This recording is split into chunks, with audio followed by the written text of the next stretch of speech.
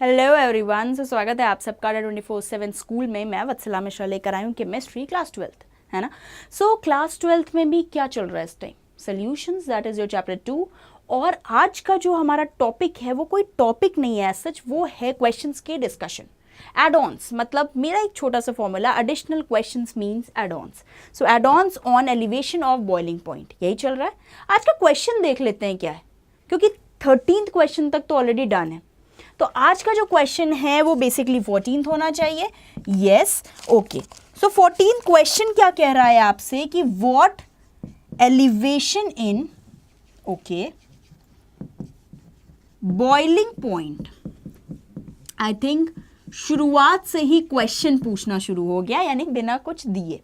कोई बात नहीं। What elevation in boiling point of alcohol, अब दिया भी है तो क्या, alcohol, okay, is to be expected, मतलब कितना आप एक्सपेक्ट कर सकते हो कि एलिवेशन होगा इफ। अब देखो यहां से कंडीशन शुरू होती है कि इफ कितनी चीज घोली जाए किसमें। तो दिखा है इन्होंने कि if 5 gram of urea, oh great, urea तो आपका फ्रेंड है, आपको तो ऐसे ही याद हो गया होगा, मॉलिक्यूलर मास 60 होता है इसका। चलो लिख देते हैं साथ में, क्वेश्चन में भी प्रोवाइडेड है, सो दैट आपको ये नहीं लगना चाहिए कि मैंने आपको दिया है। बट यस, अभी तक हमारी प्रैक्टिस तो यूरिया पे हो चुकी है अच्छी खासी। ओके, सो डिज़ोल्व किया जाता है। अब किस में डिज़ोल्व किया जाता है? Dissolve in 75 gram of it. सोचा आपने, एल्कोहल था, एल्कोहल में यूरिया घोला गया, यूरिया का लिया गया 5 ग्राम और उस पर्टिकुलर एल्कोहल का लिया गया 75 ग्राम। इट लिख दिया ना, तो इट का क्या मतलब, वो एल्कोहल ही हो सकता है और तो कुछ इसमें दिया नहीं है। पानी कहीं दिया नहीं है, बेंजीन कहीं दिया नहीं है, CCl4 कहीं दिया नहीं है, तो बचा क्या, alcohol. Okay, next one is कि द मोलल एलिवेशन कांस्टेंट क्या होता है ये। सोचो भाई, 5 सेकेंड का टाइम मैं भी दे देती हूँ आपको।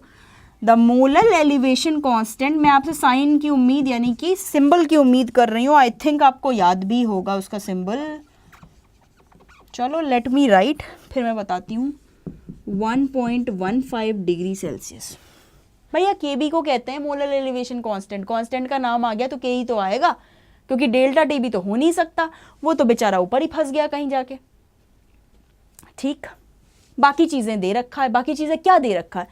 5 ग्राम छोटा है 75 ग्राम से, 60 छोड़ दो अभी, तो 5 ग्राम क्या हो जाएगा आपका, WB।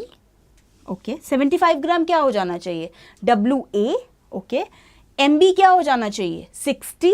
ओके, तो बचा कौन, एक ही तो बच रहा है, KB, क्योंकि TB तो निकालने के लिए पूछ लिया आपसे। Is it so? तो KB हो गया 1.15 डिग्री सेल्सियस। समझ गए बात? चलो क्वेश्चन पे मूव करते हैं, मतलब बोर्ड की ओर आते हैं और देखते हैं कि आंसर कैसे निकलेगा। ओके, सो डेल्टा TB है आपका KB इंटू WB इंटू 1000, यही तो होता है हमेशा से। उसके बाद MB इंटू WA, ये बेचारे तीनों एक साथ ही रहते थे, बट अभी TB को निकालना पड़ गया तो दोनों को अलग करना पड़ गया। ये हो जाएगा 1.15। WB मैंने यहीं से बता दिया था 5 ग्राम, तो 5 ले लो, 1000 एज सच वो ही है। MB है 60, दिख रहा है आपको, तो MB है 60। और WA क्या होना चाहिए, तो भाई 75 ग्राम में जोड़ा है, घोला है, तो 75 ग्राम ले लो, यही तो हुआ। आई थिंक कोई प्रॉब्लम नहीं होगी। अब इसे सॉल्व करते हैं तो ये आ जाता है 1.28 का डिग्री सेल्सियस। डिग्री सेल्सियस मैंने इसलिए लिखा क्योंकि हर जगह डिग्री सेल्सियस ही दिया है और टेम्परेचर ही आप निकाल रहे हो। लिखा है ना कि what elevation in boiling point, तो एलिवेशन तो यही होता है डिग्री सेल्सियस में। फॉर्मूला बस याद होना चाहिए आपको, तो फॉर्मूला रट गया होगा आई थिंक अभी तक कि डेल्टा TB के साथ MB और WA रहते थे, इसलिए बेचारे वो डिनोमिनेटर में चले गए।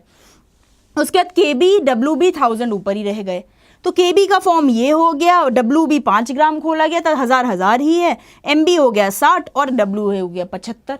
अब इन सबको पूरा का पूरा कैलकुलेट किया तो 1.28 डिग्री सेल्सियस आ गया। सो आई थिंक यहाँ तक समझ में आ गया होगा। If you have any doubt in it, just ask in your comment section. ऐसे ही हमारे साथ बने रहिए, हमारे साथ बने रहने के लिए थैंक यू सो मच।